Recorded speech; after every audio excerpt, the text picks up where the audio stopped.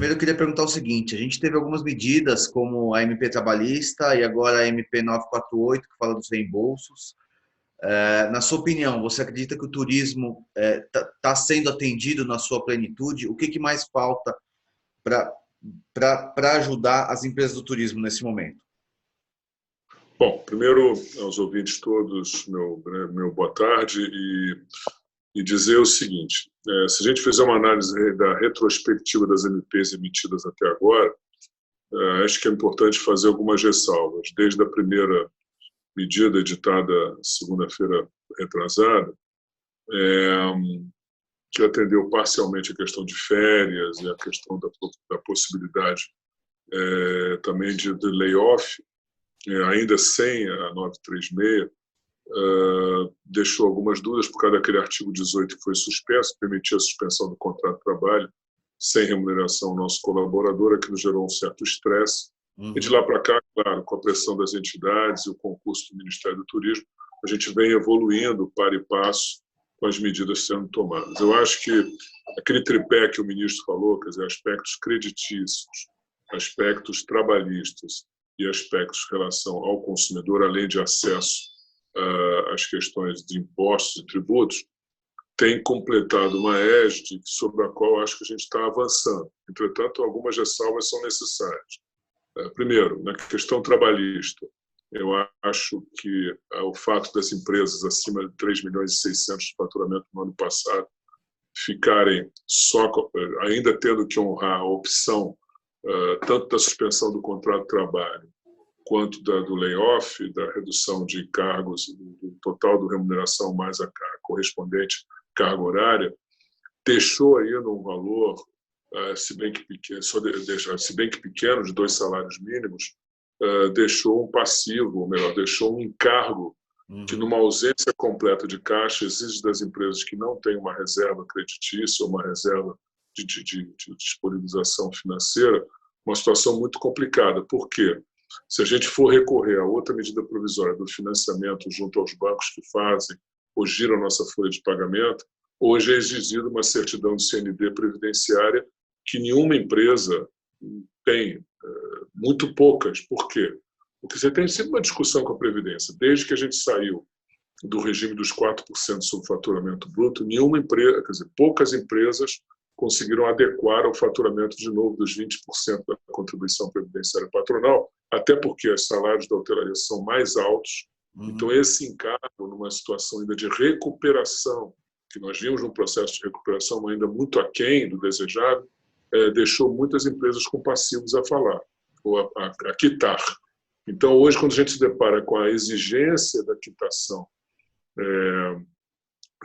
do governo para poder pegar o recurso, torna-se assim um problema. É bem verdade que existe uma portaria 170, salvo erro, emitida pelo Guedes no dia 17 de março do mês passado, que permite que você vá à Procuradoria, entre no site da Receita e vá à Procuradoria da Gerência, da Procuradoria-Geral da Fazenda Nacional, reconheça o débito, e apesar de muitos deles estarem em discussão judicial, imagina o problema agora, você reconheça o débito, abra mão da judicialização, pague 1% e financie o restante numa parcela muito grande, 84 meses, com carência de 6, mas o fato você vai abrir mão de judicialização, que você acha que tem razão, né, em casos de para poder ter acesso a um recurso, para poder pagar a folha do seu funcionário que está esperando que a parte, pelo menos, dos 2 salários você pague.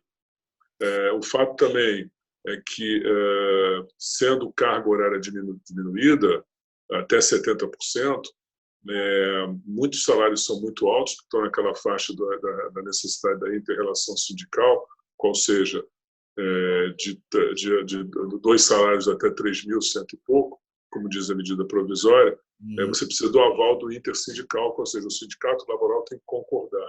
Outro percalço, porque muitos sindicatos laborais ou estão fechados ou não estão dando resposta.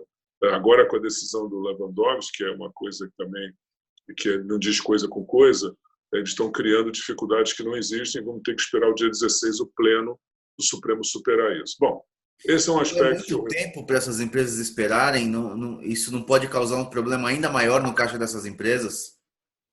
Bom, com certeza. Na verdade, aquelas que tinham caixa, ainda têm alguma saúde financeira, pagaram a folha de março tranquilamente, né? Muitas talvez não tenham conseguido fazê-lo, estão negociando o pagamento de março parcelado, porque o crédito vai sair para abril em diante, não é para março.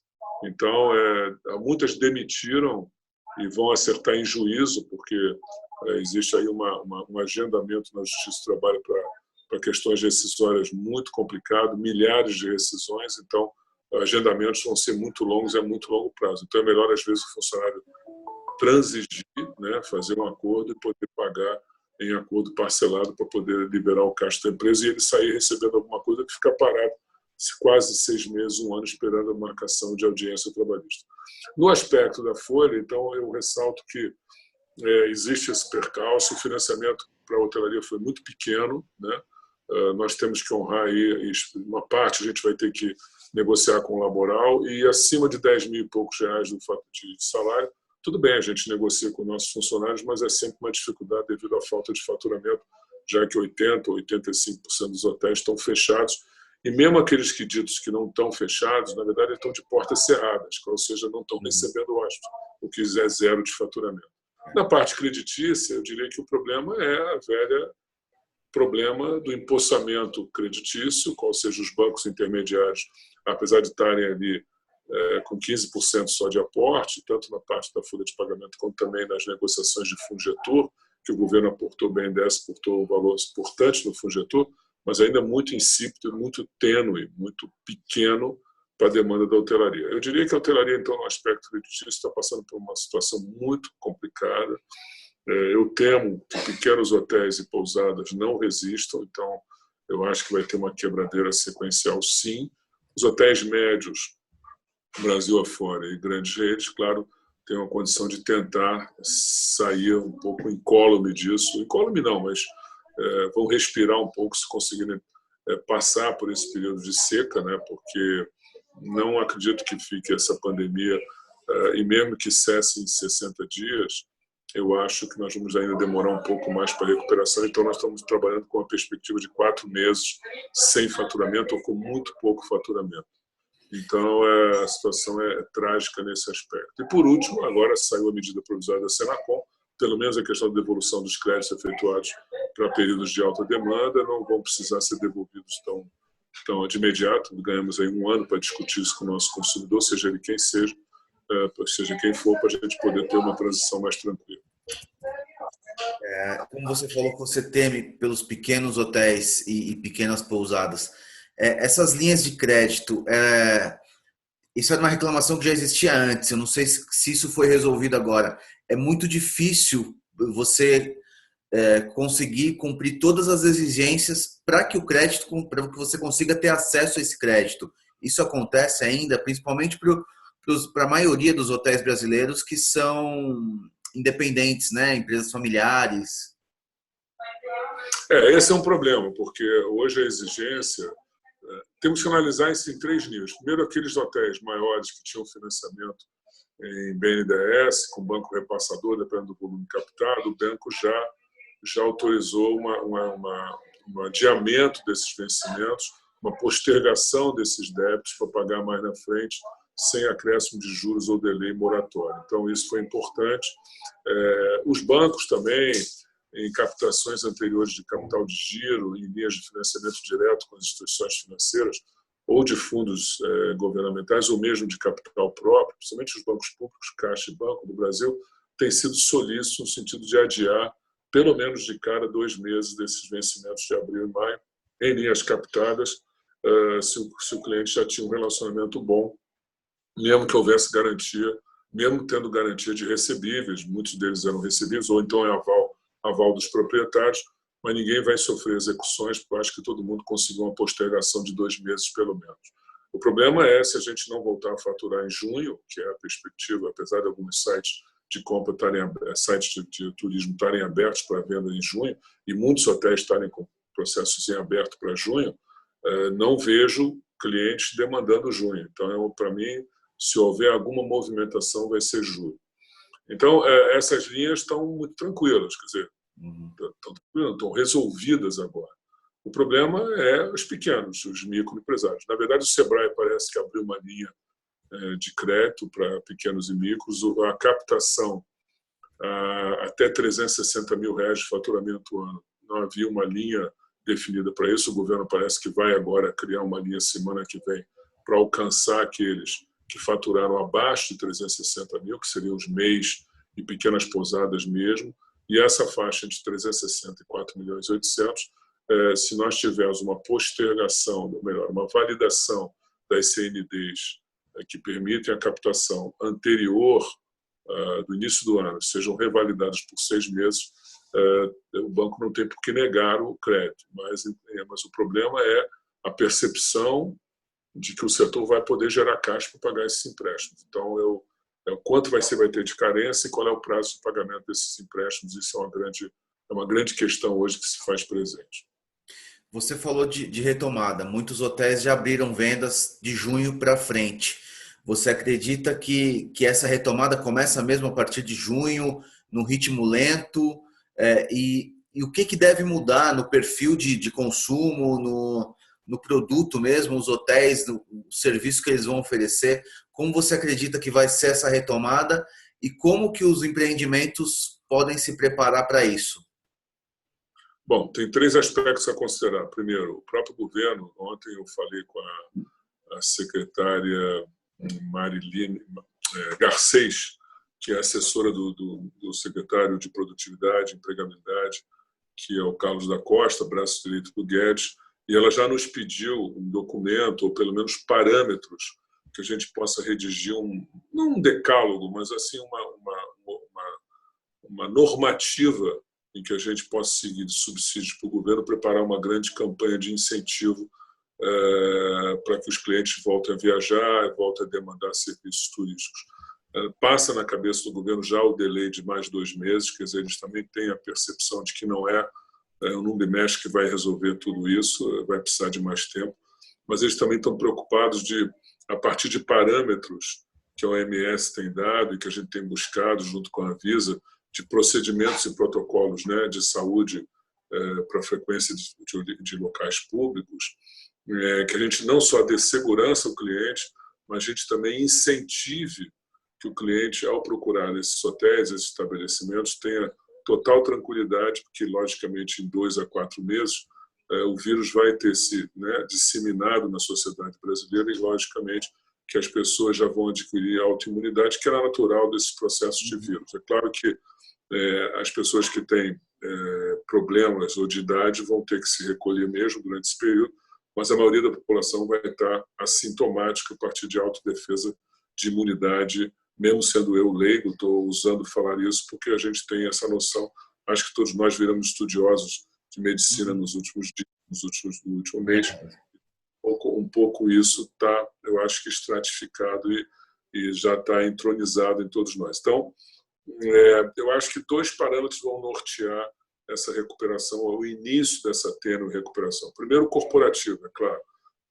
O corporativo vai ser o que mais vai possibilitar algum tipo de demanda, e aí nós já tem sido discutido muito isso, a questão de uma precificação para baixo, de um downgrade fantástico que vai ter, disputas por valores precificados muito para baixo, e que é ruim, porque na verdade não vai propiciar uma recuperação de caixa, um serviço adequado. Essa equação entre o preço mínimo que a gente vai dar para incentivar o nosso cliente a demandar o nosso serviço e um valor minimamente que remunere adequadamente o hotel é uma grande incógnita e é uma preocupação que se faz premente. Logicamente que os hotéis não vão fazer nenhum arranjo de preço. O oligopólio na hotelaria, por ser um processo, um sistema, um universo muito concorrencial, eu diria que isso é impossível, nem os hotéis vão se prestar a essa ilegalidade. Mas há espaço para uma guerra de preço? Isso, eu acho que conversas, troca de ideias para a gente evitar que haja aí uma depreciação exagerada do nosso produto é necessário para a gente não ficar aí num viés que vai prolongar ainda mais a recuperação e vai sucumbir outras empresas. Até porque, por conta de todos esses aspectos de segurança que você falou, o custo deve aumentar, o custo da operação. Com certeza. Esse e o outro procedimento que eu ia falar é a questão de eventos. Eu acho que o eventos, com certeza, vai ser a grande saída, mas também com um protocolo muito cuidadoso, porque as pessoas, logicamente, para voltar a frequentar feiras e congressos, seminários e meetings, elas vão ter interesse, sim, até porque depois de 2 a 4 meses de quarentena, todo mundo quer ver todo mundo. Isso vai ser uma verdade. E por mais que a gente utilize ferramentais como o Zoom ou ferramentais online, a gente vai ter meio ojeriza desses ferramentais de tanto usá-los. E a gente está trabalhando muito mais do que trabalhava antes utilizando esses mecanismos, mas também essa tecnologia é importante, é necessária, ela vai ocupar um espaço cada vez maior e talvez até um pouco o turismo corporativo, ou melhor, o sistema corporativo não demande tanto hotel assim quanto as pessoas estão achando que vão pegar, mas que vão demandar. Mas os protocolos de segurança, esse com certeza vão ter um custo adicional para a hotelaria, que vai ter que pensar nisso, vai ter que cuidar disso e vai ter que investir nesse sistema. Mas, por outro lado, eu ressalvo já uma coisa, complementando o meu raciocínio, que eu acho que os hotéis vão ter que ganhar produtividade, né? Nós somos serviços, né? Nós somos interação pessoal na veia, vamos dizer assim. Não podemos prescindir do fator humano na relação com os nossos clientes que chegam, não. Mas, dentro do possível, eu acho que vai haver um crescimento importante do aspecto de produtividade, com menos funcionários, isso é inexorável, eu diria, e a gente investindo mais em equipamentos que possam nos dar produtividade de interação com o cliente online, mas também serviços mais organizados, mais posturas mais práticas, objetivas e com menos gente trabalhando. Talvez funcionários melhor qualificados, mais remunerados, mas menos gente na linha de frente do trabalho com o nosso hóspede.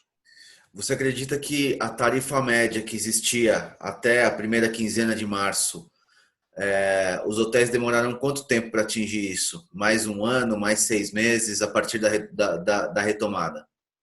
Eu acho que o wine management está totalmente prejudicado. Eu diria que diária média, o RevPAR, nos próximos 6 meses vai ser péssimo, né? Muito baixo.